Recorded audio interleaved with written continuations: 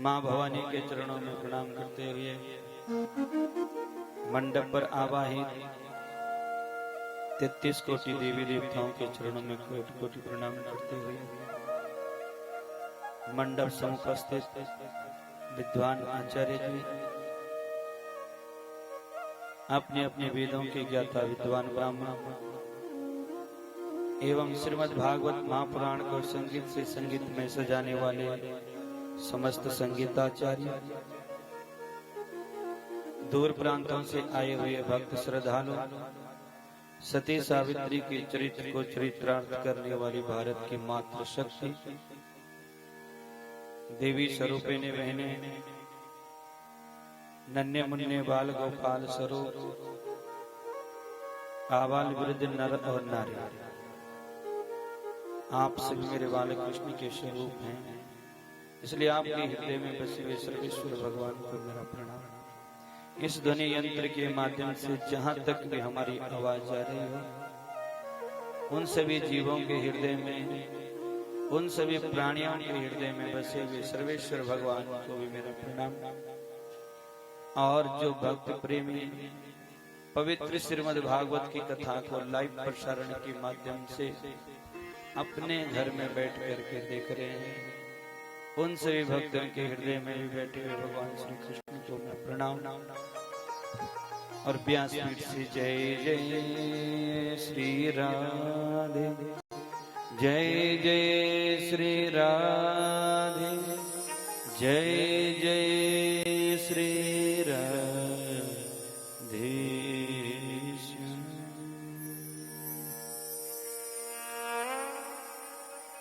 उत्तराखंड की पावन तपोभूमि देहरादून स्थित जोगीवाला क्षेत्र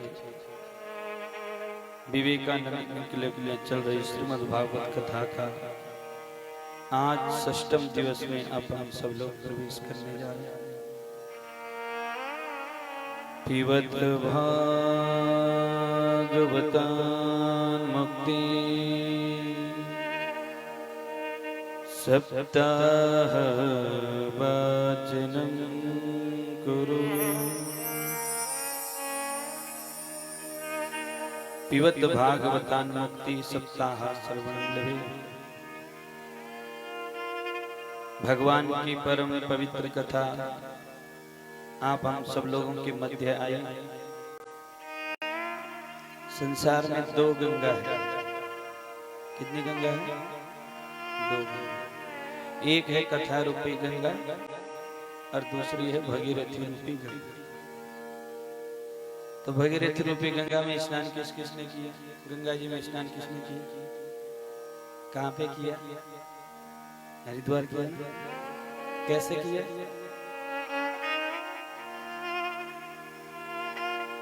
संगल पकड़ के किया। दोनों गंगा में बड़ा अंतर है। सुनो, भगीरथी रूपी गंगा में स्नान करना है तो हरिद्वार जाना पड़ेगा, और कथा रूपी गंगा में स्नान करना है तो कथा रूपी गंगा सबके घर घर आती है। कौन सी अच्छी?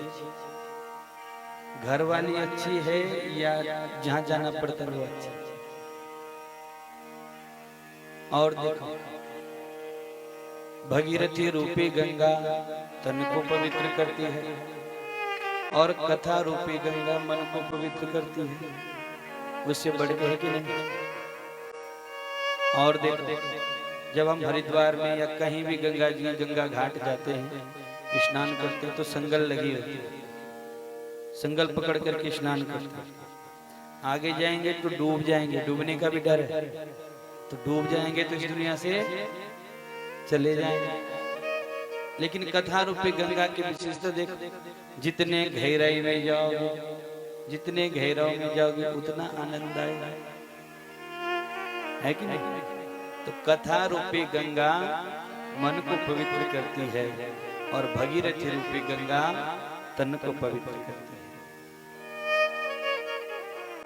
इसलिए गंगा घर घर आई और आप और हम लोगों ने उसमें गोता नहीं लगा पाया, तो फिर किसकी गलती? क्या ठाकुर जी की गलती थी?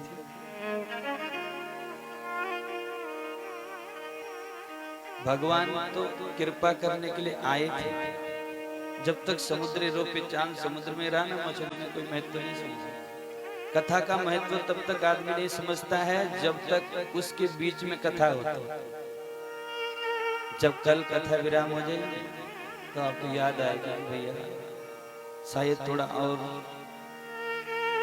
एक दिन भी हम कथा सुन लेते तो शायद कुछ आनंद आता। इसलिए एक एक पल हमारे जीवन के जितना समय आप लोगों ने यहाँ दिया ना कथा, वो आपका सत्संग में जुड़ गए। 3-4 घंटे तक आपने जो भी यहाँ पे कथा सुनी तो इस समय आपका निष्फल नहीं जाए। कथा सुनी हो चाहे ना सुनी हो तो भी फल मिलेगा। एक बुड्ढे जी वो कभी कथा नहीं सुनते थे। एक दिन ऐसी जैसी आपकी कॉलोनी में कथा हो रही है तो घर वालों ने जबरदस्ती भेज दिया कथा सुनने।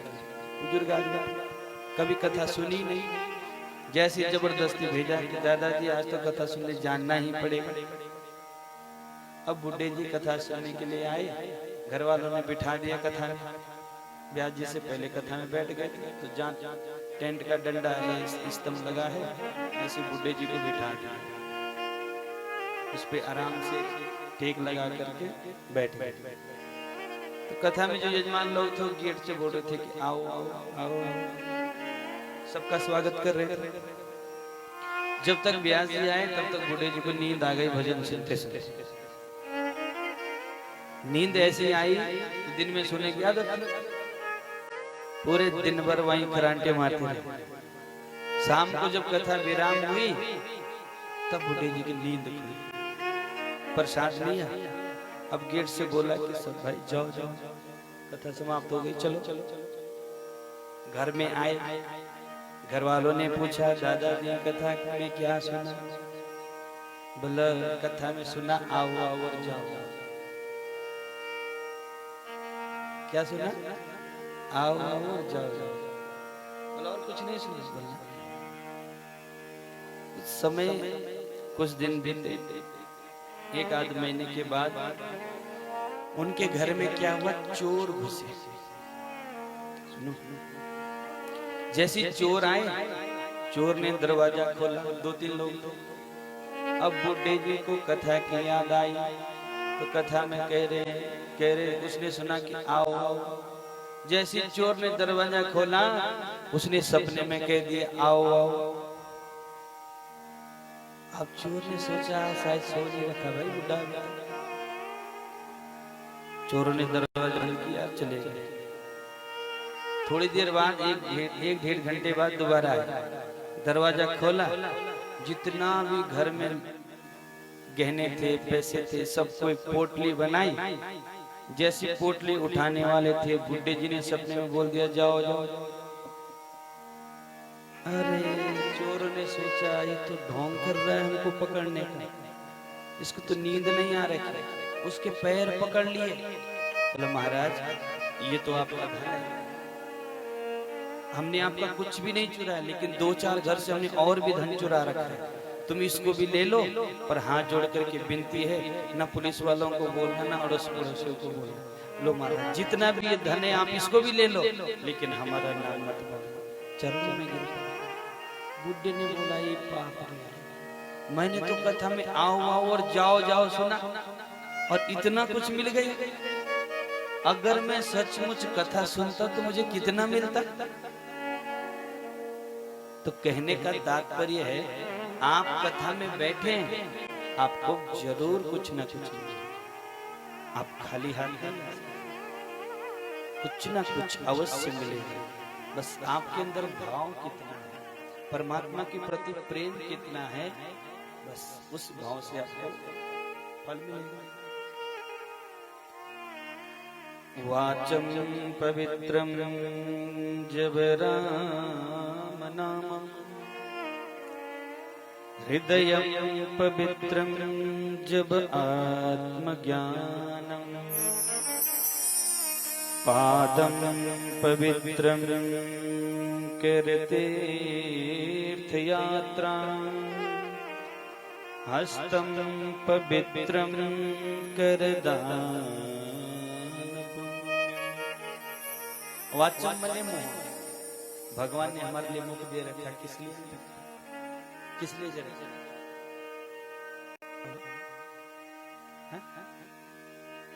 ताली बजाओ, बहुत बड़ा। तुम्हें तो ये पता ही नहीं है वो किस लिए दे रखा है। किस लिए दे रखा है? गाली देने के लिए। इस मुख से अच्छा बोलो, तब इस मुख की शोभा है। नहीं तो भगवान कहता है बेटा मैंने तुझे अच्छी वाणी दी थी, तूने मेरा भजन नहीं कर पाया, जा अगले जन्म में गूंगा हो जा। फिर वो बोल नहीं पाता। वाचम पवित्रम जब राम नाम, इस मुख की शोभा तब है जब भगवान का नाम लेते हैं। हृदय पवित्रम जब आत्मज्ञान, हृदय कब पवित्र? जो दूसरों के लिए बुरा सोचते कब पवित्र? आत्मज्ञान समज्ञानी, जो इसके अंदर आत्मज्ञान होगा। आत्मज्ञान किसको कहते हैं? आत्मज्ञान का मतलब होता है स्वयं को पहचानना। हम दुनिया को पहचानने की कोशिश करते हैं, अपने आप को पहचाने। हम आपसे पूछे आप कौन है, बोलो कौन? बोलो, परिचय दो मुझे अपना। कौन हो आप? क्या आप कोई जो आपका नाम है वो है? कौन?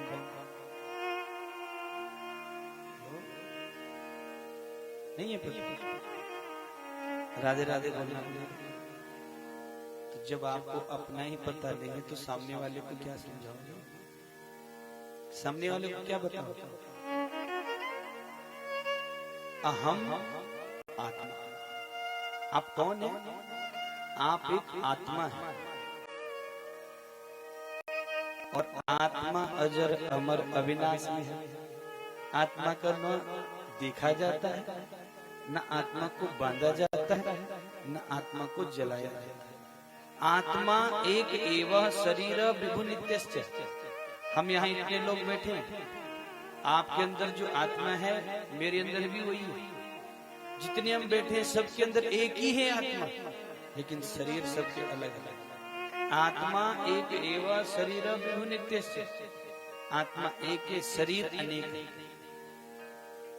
तो आपके अंदर से आवाज आनी चाहिए मैं एक आत्मा हूं, और आत्मा हमेशा अमर होता है।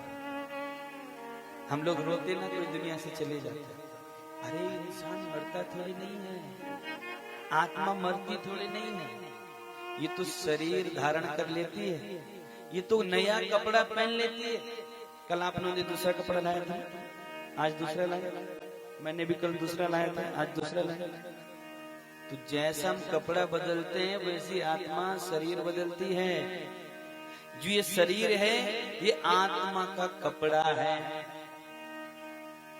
कोई जो है मनुष्य शरीर में बैठ जाती है, कोई पशु शरीर में बैठ जाता है, कोई चिड़िया शरीर में बैठता है, कोई मच्छर के शरीर में बैठता है, कोई जो है पेड़ों के शरीर में बैठता है। अलग अलग कपड़े, ये कपड़े आत्मा का।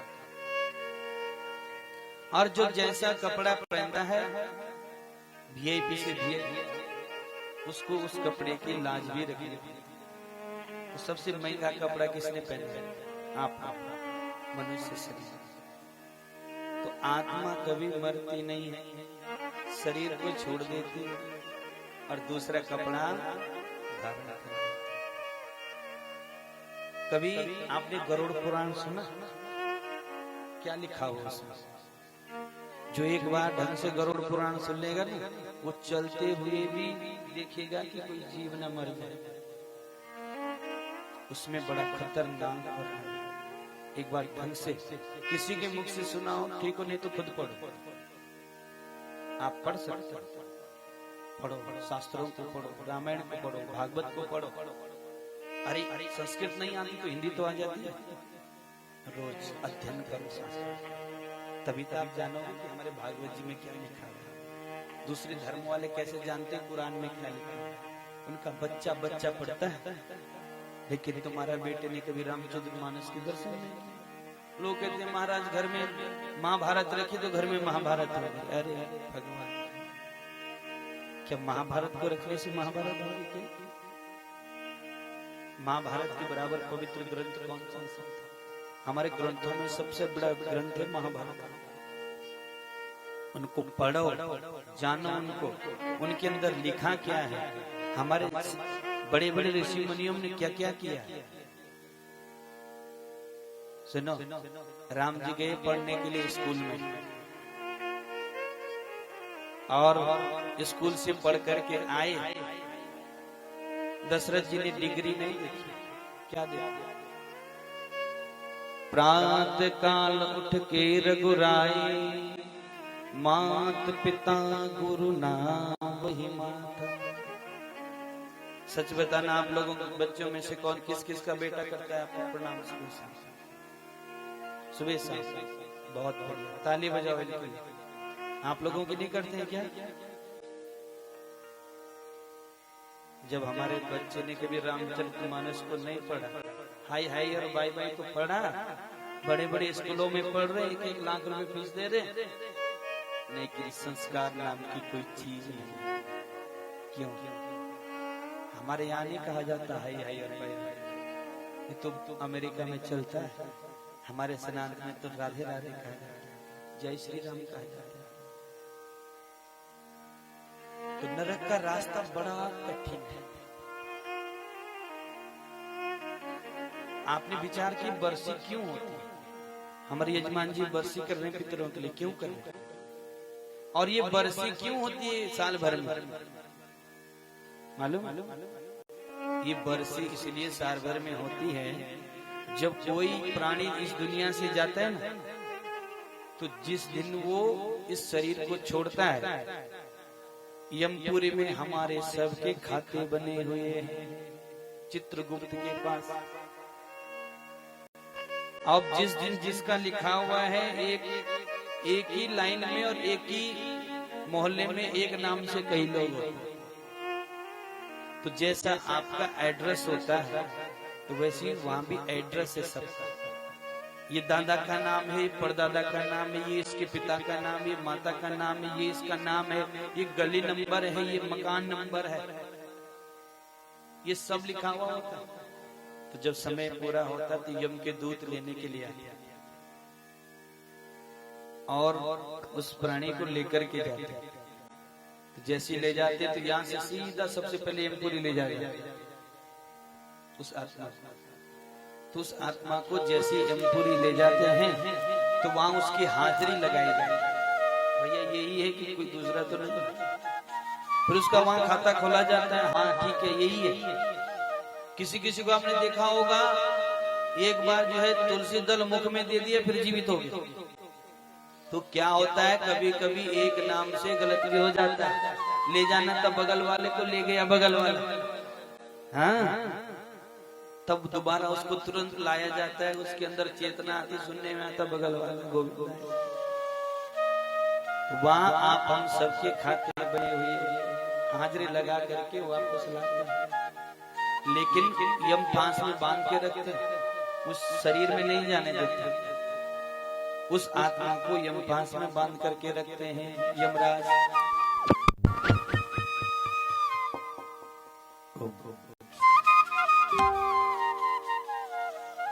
यमराज उसको बांध करके फिर वो आत्मा जोर जोर से चिल्लाती है। घर के लोग रो रहे होते, वो बोलता अरे भैया तुम रो क्यों रहे, मैं तो यही हूँ, अरे मैं मर नहीं रखा हूँ, मैं यही हूँ, मैं यही हूँ। वो जब इस प्रकार से कहता है, वो हर किसी पे झपटती हुआ आत्मा, अरे भैया मुझे तुम देख क्यों नहीं रहे, मैं यहीं पर हूँ। वो रोता है, वो चिल्लाता है तुम रो क्यों रहे, लेकिन हमें वो दिखता नहीं। आपने देखा होगा 13 दिन तक भोजन देते नहीं देते, जो क्रियाक्रम में रहता हो 13 दिन तक उसका भी भोजन देते, हिस्सा लगा 13 दिन तक दीपक जलाते। तो 13वें 12वें दिन जब पिंडदान हो जाते हैं, तो लास्ट जब प्रेत पिंड होकर के पितृपिंड, जब प्रेत पितृ बनता है, तो उस पिंड दान करके 13वें दिन वो आत्मा उस घर से यमपुरी के लिए जाती है। 13 दिन तक आत्मा वहीं रहती है और 13 दिन के बाद जब वो जाता है तो यमराज के दूत उसको खींच खींच करके रास्ते में ले जाते हैं। तो कहते हैं कि यमपुरी का रास्ता बड़ा कठिन है, कांटों के ऊपर चलना पड़ता है, सुइयों के ऊपर चलना पड़ता है। यहाँ एक सूर्य इतनी तपन दे रहा है, लेकिन यमपुरी का जो रास्ता है वहाँ 12 सूर्य, कितने सूर्य? 12 सूर्य एक साथ चमकते। अब विचार करो कितनी तपन। जिसने किसी को चरण पादुका यानी जूते चप्पल दान किए होंगे उसको रास्ते में जूता मिला। अब जो किया है वो मिलेगा। सुनो, भूखे को भोजन दिया होगा तो रास्ते में भोजन मिलेगा, किसी को जल पिलाया होगा तो जल मिलेगा, पेड़ लगाया होगा तो छांव के लिए पेड़ मिलेगा। और जिसने कुछ नहीं किया होगा वो ऐसा कठिन, ऐसे उसको घसीटा जाता है कि बहुत दुख वो आत्मा झेलती है। अब वो चल नहीं पाता तो उसको खींच खींच करके लेके जाते हैं, और कीलों के ऊपर सुइयों के ऊपर जब खींचेंगे तो कितना दर्द होगा। और खींचते खींचते खींचते खींचते यमपुरी का 1 महीना और हमारा 1 साल बराबर है। यमपुरी के हिसाब से 1 महीना वहां पहुंचने में लगता है और हमारा 1 साल बनता है। तो वो जो है बैतरणी में पहुंचता है साल भर में, तब उनके नाम के लिए हम भागवत यहाँ करते हैं। तो भागवत के अनुसार उस बैतरणी को पार करता है तो उसको मोक्ष मिलता है। बोले पितृ देवताओं की, इसलिए हम पितरों के लिए भागवत कथा।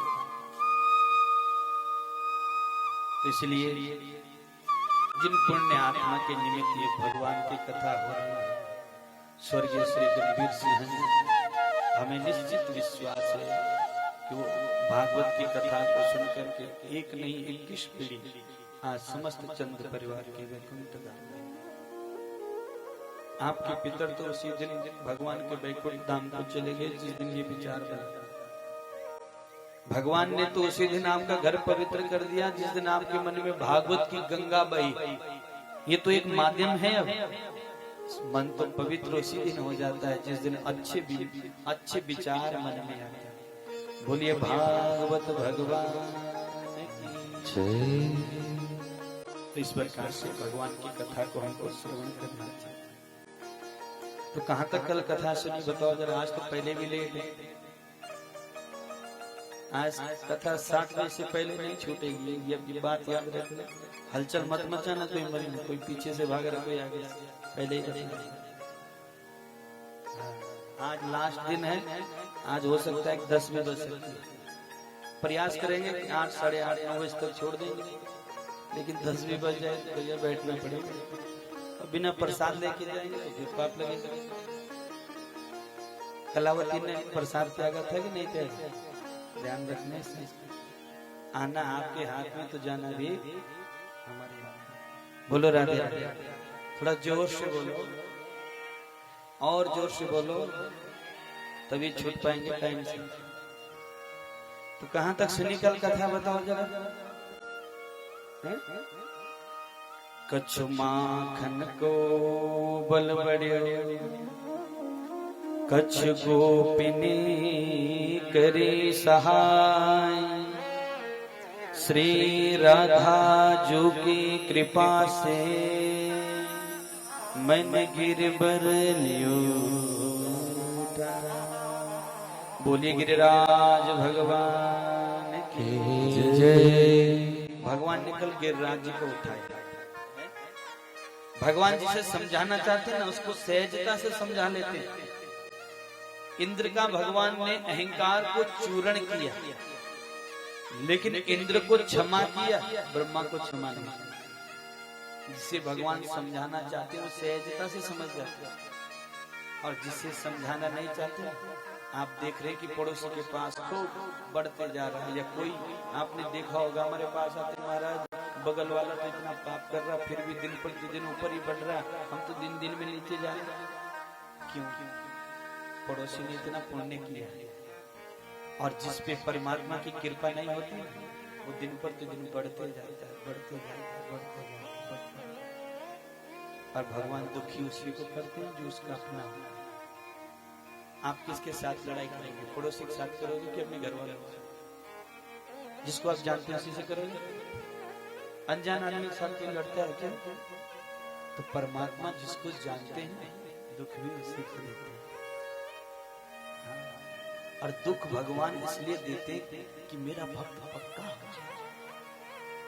भगवान हर समय परीक्षा लेते हैं, भक्त को देखते हैं, इसके अंदर मैं तो नहीं आया। और जहां मैं आ जाता है वहां पतन है। मैं अहंकार का कारण। इसलिए कभी भी ये मत बोलो ये मेरा घर है, ये मैंने लाया, ये मैंने किया। नहीं, ये हमारा है, हमारा लगाओ, मैं नहीं। इसलिए बकरी मैं करती है, इसलिए उसका गला काट दिया जाता है।